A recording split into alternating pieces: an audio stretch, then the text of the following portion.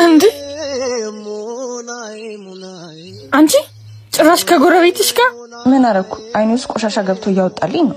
ኧረ እባክሽ ምን ሞኝ ይመስላል። ቢያንቺ ደግሞ ቦርሳሽ ተቀዷል አትገጭም እንዴ? ደሞዝ አልደርስ ብሉኛል ባክሽ። እና እነማየን ግዙልኝ አትይ? እሱ ላንቺ ለሚኮርባት ልጃቸው ነው የሚሰራ። የከሊል ልጅ አታይም የምትለኝን ነገር ራስ ወታዎች። ዝም በይ ባክሽ።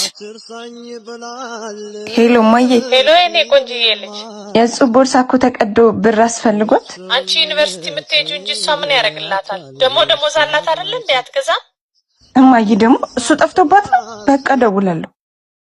አየሽ ፕሪንሰስ፣ ሁሉም ሰው እንደምትጠቅሚው ሲሰማው ሲኖርሽ ነው የሚወድሽ። እናትሽም ብትሆን እሱን ታዩና አንድ ነገር ልንገርሽ። ለማሚያት ነግሪያትማ። ምን? ከይዞ አርግዣለሁ። የምርሽ ነው?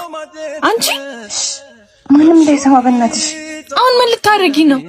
ትምህርትሽስ? ቆይ እማዬስ? ከማሚ ዩኒቨርሲቲ ብሩን ተቀብዬ ከይዙ ቤተሰቦች ጋር አብረን እንኖር አስበናል። እስከዛ ግን ማንም እንዳያውቅ እሺ?